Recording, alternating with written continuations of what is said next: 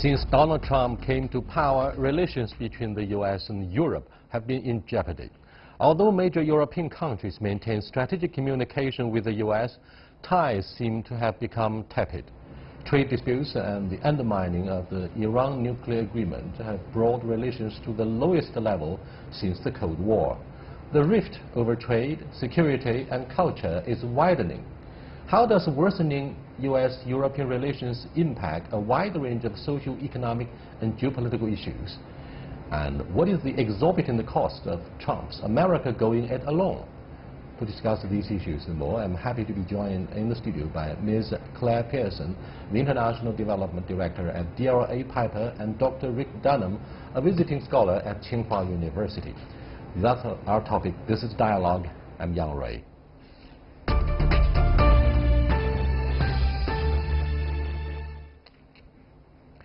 Welcome to Dialogue. The U.S. has repeatedly bumped heads with the European Union and its member states over NATO defense spending, the transatlantic trade and investment partnership negotiations, and the Paris climate deal. Recently, the Iran nuclear deal becomes a focus in the debates across the Atlantic Ocean.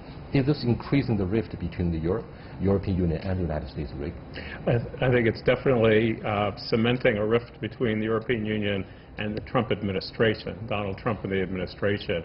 I think that the danger is that it is a lasting rift with the United States itself, that it goes beyond the time Donald Trump is in the White House. He clearly has a different set of priorities. He disagrees with the EU and European leaders in general on a wide range of issues, starting with trade, and secondly, the role of Europe in the world, and it goes from there. And do you think the European Union is ill-prepared for the dramatic turn in the transatlantic relationship? I think they're ill-prepared to a degree, but I think overall, I mean, there's a lot of rhetoric from Donald Trump, but in reality, the underlying action is not as threatening as the rhetoric. So I think the EU is not that worried, because there are things that cement the bilateral relationship between Europe and the Atlantic, which really are hard to do away with. The black horse, I'm afraid, is populism, which could easily take the blame for the decline in the relationship. Look at the recent campaign success of Northern League and Five Star Movement in Italy, to say nothing of Brexit. So President Trump rose to the White House on the platform of populism. And therefore, do you think this is the common enemy? I think that this is a common thread, the right-wing populism. You look in Hungary, you look in Italy, you look in France, even though it was defeated in France, you look at Brexit. So I do think it's the common thread. And it is the enemy of European integration. It is the enemy of a united Europe moving forward. It's a challenge for the European leaders, but I don't think in and of itself the concept of populism is the danger. It's if populist leaders take over and start changing policy and challenging the EU. Do you think populism could help divert public attention from the real issues, the real challenges? I think populism ultimately will be subjugated by more pervasive threats like climate change, migration, security issues. These are the things that will dominate the headlines in the next decade. Populism, yes, it's an issue at the moment because of the divide between the rich and poor, but governments will respond to it. Democracies have a way of healing themselves. I think Europe will recover. Angela Merkel showed real leadership in welcoming 1 million migrants to Germany. If the US continues to destabilize the Middle East, there will be massive migration from the Middle East into Europe.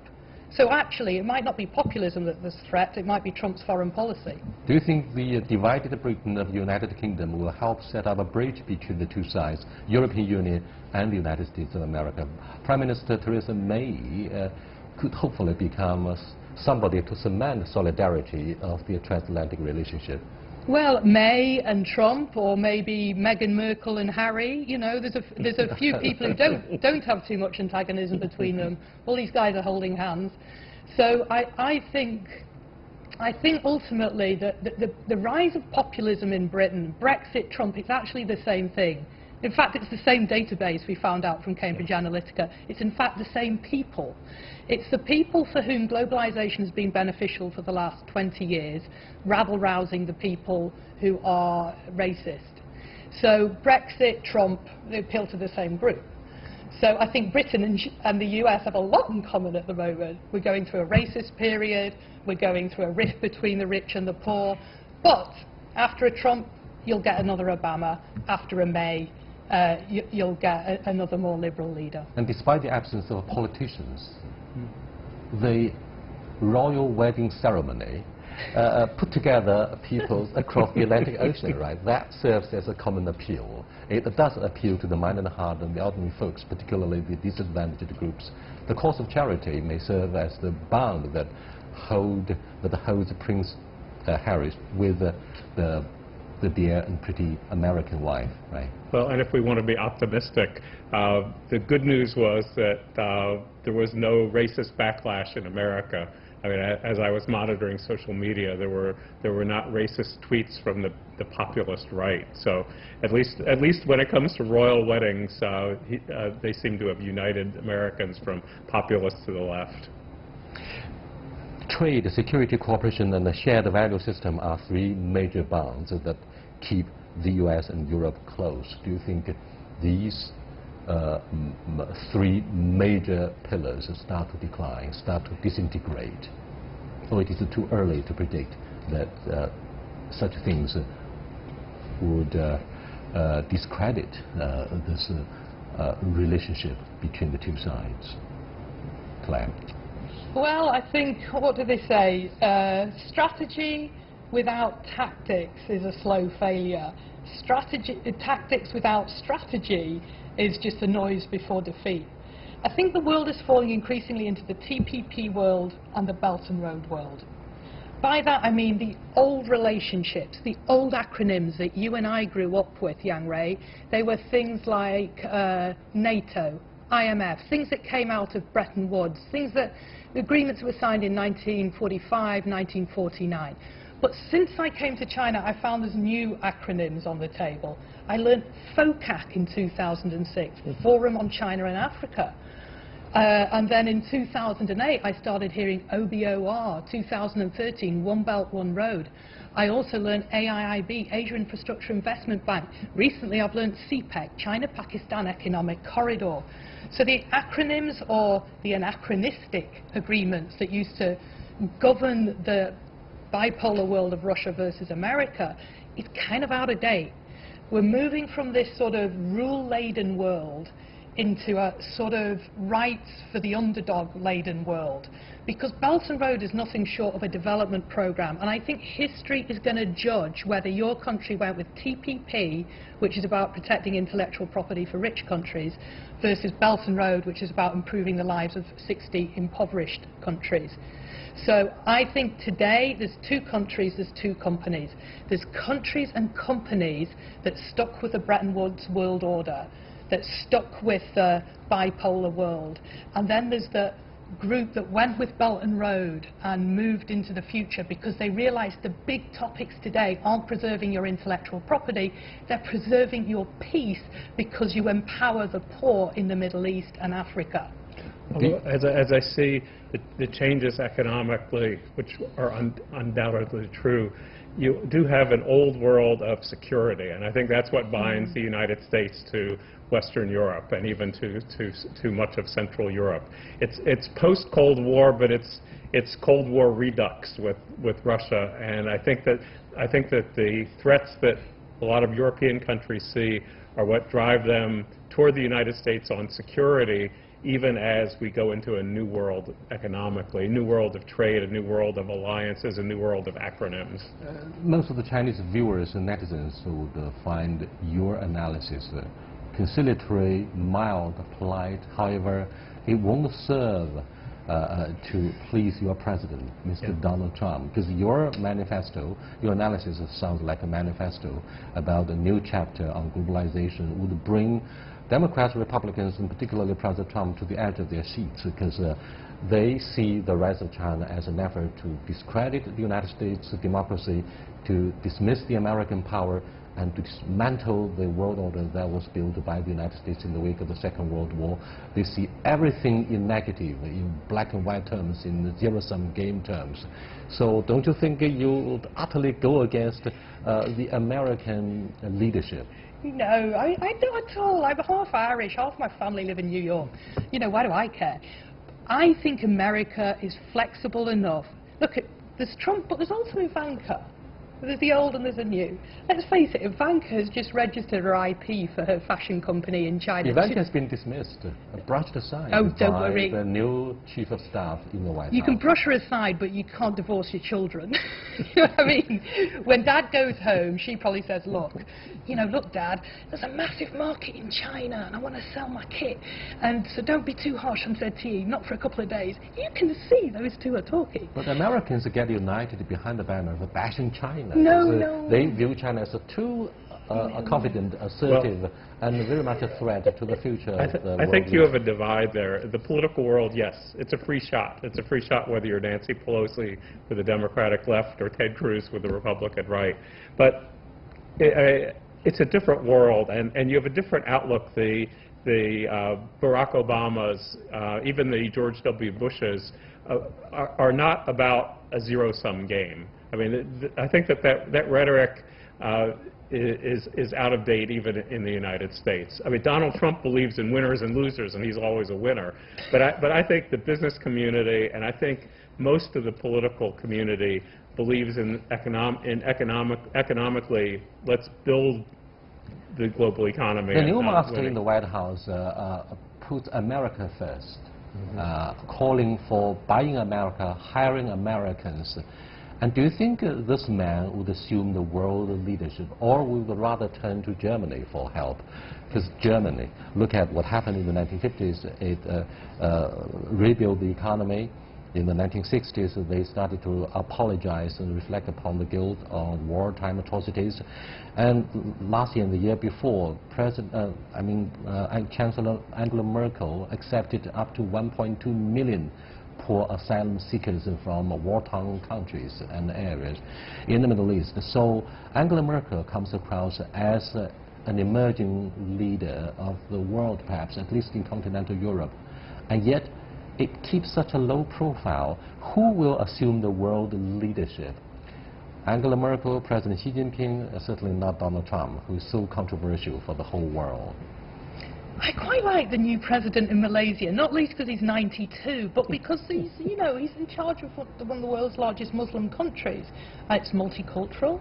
The economy is back on track. I met some of his government officials in Beijing yesterday. Very impressive. He's got a top game there. So I think we're going to find new bridge builders. Merkel was certainly the woman of the hour, maybe for the last decade, because she had an East German mindset and a West German mindset. I used to love it when she came to China, because she always gets down and goes and inspects an Audi factory. She does what you should do in a communist country. She goes and gives face to the workers. She gets it. We get too many world leaders who come to China and sort of faff around in a five-star And she's awash with a bit memories about the Stasi police state of East Germany as well. She came from a religious family background. Yeah, she's pro-peace before she's pro-politics. I mean, I think you have two sets of leaders. You have Angela Merkel has become the leader of the, quote, free world. I mean, has taken that role from the American president. And then you have President Xi Jinping, who is assuming a leadership in terms of global economy. I mean, I think these are happening in parallel. They're not necessarily in conflict with each other. Under the excuse of national security, Claire, the White House levied high tariffs on its allies, including the EU. In addition, Trump criticized the terms of trade with Europe and demanded that the EU open up its market to a larger extent. How should the EU defend the interests of its member states? Do you know, if you're mean to me, Yang Ray, the best way to get back at you is to be nice to you and show that we're having a great time. So if I'm Europe and US is giving me a headache, why don't I just go and talk to China? So let's look at where BMW actually sells. 24% of BMW cars sold in China, 14% in the US, 5% UK. So actually, let's face it, Trump, he's a politician. He's got elections coming up. He's a politician or he's a business executive? He's a business executive acting as a politician. We all know that. But at the same time, he's got an election in November 2018. So he's got to play to the crowd. He's got to say, Europe, you're nasty. ZT, you're nasty. He's saying everyone's nasty, but in reality, he just wants a bit of biz because he wants to run Trump Inc. when he leaves the White House. So I wouldn't worry about Trump at all. He makes a lot of noise to get a lot of votes at home. But in reality, we know he holds hands with Theresa May. We know they speak the same language. We know we've just cemented our royal families. Yes, the Hollywood royal family. What do you think of the presidency of Donald Trump, which is usually known for being conciliatory, followed by threats, followed by anger, followed by, but never the word of compromise? So what do you think of the reliability of your presidency? Well, I think when it comes to Europe and much of the world, they get the game, and I think that they don't take the bait. They don't respond to the emotional outbursts, and they wait to see what happens after he announces something. Because just like with the summit that was off and on, something changes in 24 hours. So I think that right now, countries around the world, whether they're traditional allies, adversaries, partners, are playing the long game and are dealing with the United States at large rather than the current president of the United States. I think that's the only way to go. Otherwise, you're going to be turning your head every day back and forth as he says something new. What do you think of the future of the transatlantic partnership and investment, TTIP? Is it moribund, or after some negotiations, the two sides, the United States and the European Union, will sit down and talk about compromise? You've got to negotiate. I've just been in Russia for the last week, and we met a lot of businesses while I was there. How's trade? Do you know what they said? They said, no problem. Now we're selling all the soya beans that China used to buy from the US.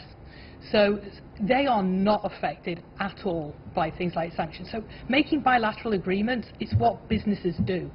And I think this is going to happen irrespective of whether it's formalized in TTIP or TPP Light or whatever they call it.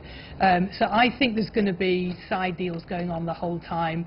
I think Donald Trump has to say something in public to protect his steel, his aluminium, his manufacturing base.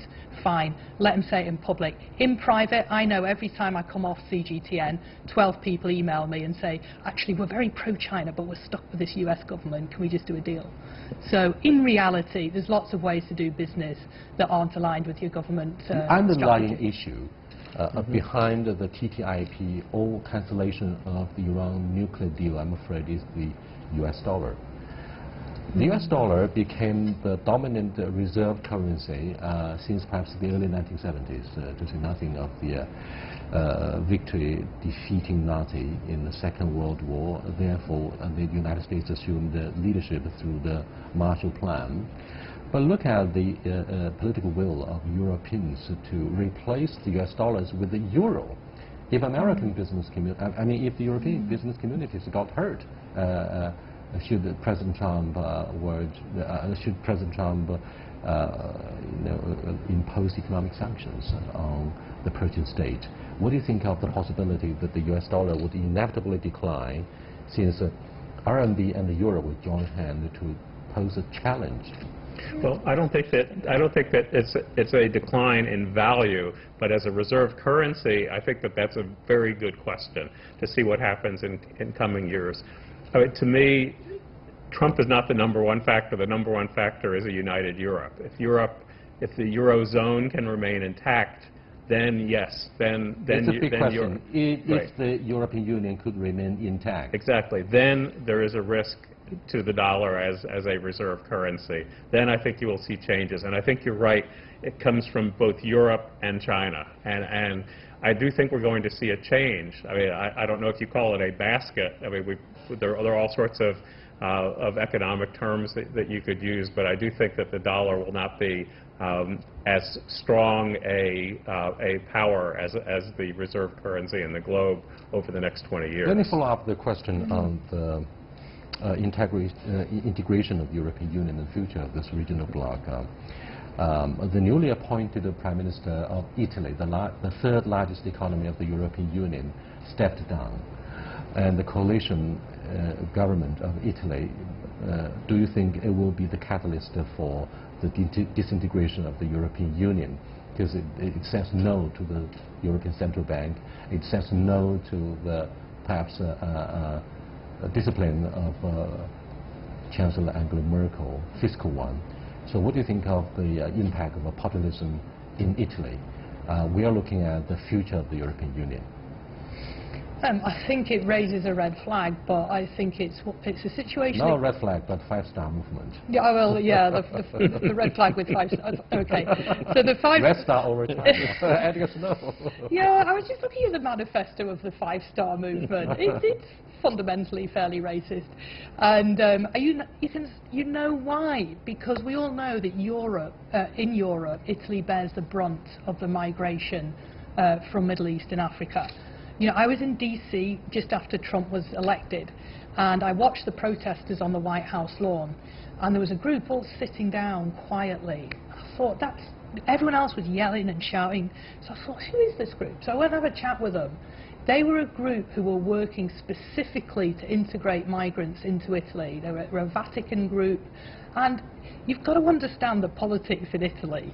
You know, there's the Vatican, there's the people, there's the youth, there's the racists, there's the migrants. So in a way, Italy is an important country to watch, because what happens there first with the influx of migrants is going to happen next in Northern Europe as people move north. So I think it's beholden to the rest of the European countries to help Italy with its currently unstable situation.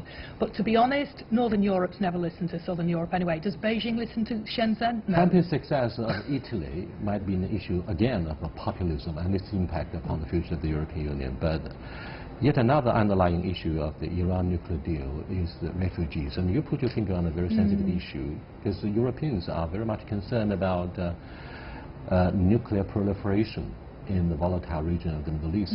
If economic sanctions, more severe economic sanctions were to be imposed by the White House on the Persian state, then neighboring countries of this Shiite majority government, the Persian state, would be prepared to have a nuclear warheads, to get nuclear armed, and then it would be a disaster for Europeans, because that will deliver more refugees to continental Europe.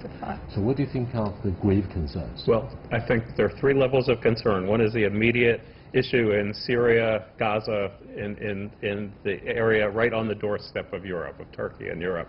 The second is the sanctions against Iran, the immediate aftermath and the destabilization of both European businesses if there are sanctions and the economy in Iran. And the third is what you talked about, which I think is longer term, of nuclear proliferation in the Middle East. I think Europe is really afraid of that, but I think they're more afraid of the immediate issues of influx of people coming across the borders now, not what would happen in 3-5 years. I think that's the key topic, and that is the topic that's really causing the NATO instability. Trump's clicking his fingers and saying, everyone, you've got to spend 2% of GDP on weapons. Merkel's saying, no, I'm spending the money on giving aid to Africa. I think that if we give people jobs, food, opportunity, it's the Belt and Road. So Merkel, China, a lot of Asia are aligned on give people infrastructure, give people a special economic zone, give people training, and we get rid of ISIS anyway. Trump just wants to drop a bomb. It's not sophisticated. We're not in an era anymore where we can just drop a bomb, destroy Iraq, create migrants, destabilize Europe with migration. Trump is so 1985. Are you it is now alluding to the mother of all bombs in Jerusalem, where you know the relocation of American embassy triggered yet another intifada? Up to 60 Palestinians were killed by snipers. I mean, this is so serious. They've got blood on their hands. You can't just listen to Jerusalem and Saudi in the Middle East. There's bigger countries. There's lives at stake. China understands that. China's foreign policy is pretty simple. Go and have tea with people, offer them a railway, build them a road, give them access to a city, a hospital, a school, and a university. We are accused of exporting China models, and if not our values and soft power. The Americans are so obsessively concerned about a change in the world order with China's model. I mean, let's put this issue aside. It takes hours to clarify what China's global expansion actually means. Is it a blessing or a curse for the future of the U.S. world leadership? Now, the next issue is Angela Merkel vows to take into European Union's own hands the security, defense, since she, along with Macron, complained that the United States may not be so reliable. Germany is clearly aware that its high technology is at the mercy of the U.S. market, the unpredictability of the U.S. presidency. A car sales 15% or what in the U.S. market. So the future of the German economy, this powerhouse of the continental Europe, is at the mercy of the U.S. market, and therefore Europeans start to build a consensus. They must take into their own hands the future of the European Union. Will that be a blessing for, no, will that be a threat to the future of the transatlantic relationship, Claire? Well, I think Europe is increasingly going to look east, because if the relationship frays with the US, it will never completely fray, particularly with Britain because of the linguistic commonality. But in reality, everybody in Britain knows that China's the future. I know that. I mean, I met Prince Andrew. He was here yesterday. And he was saying globalization has become a bad word in Britain. Why? Because we didn't share the spoils of globalization. The bankers got rich in London, the money didn't reach Scotland. But you can do globalization in China where you give people school, hospital, health, and then globalization won't be a bad word. Globalization itself is not a bad concept, it's how you do it. So I think that what we're going to see, I don't care whether it's China or America or whoever's doing it, but you have got to be a good global citizen today. Hey, come on, we have our own vulnerabilities. Look at the media event that went viral on the internet concerning the crackdown on teachers' protests in a little city in Anhui province. I mean, teachers were handcuffed. I mean, they were arrested by the riot police simply because they demand compensation for their meager income, and due to the local debt as well as a shortage of local fiscal revenue, teachers became the first casualty of local debts. Are we ready to assume world leadership in the process of globalization? We have to look at our own vulnerabilities. Well, I had lunch with my secretary today, and she said, you know, we just need to improve the quality of our people. She was saying that to me. She's the one who speaks Chinese, German, and English. She's the secretary, I'm the lawyer. So I think the quality of your people's just fine, and it's improving. Are there bad things that happen? Sure. I heard a good joke when I was in Russia recently. One of the Russians said to me, well, a hippopotamus has got bad eyesight and bad smell, but it's not a problem for the hippopotamus. Do you see what he's saying? He's saying that we're going to run out of water, we're going to run out of food globally, and the huge countries, the Russia-China bloc, can just roll over on the smaller countries. People don't get it. The issues today, they're not IP, they're not bilateral agreements, it's not transatlantic issues. Food, water, environment.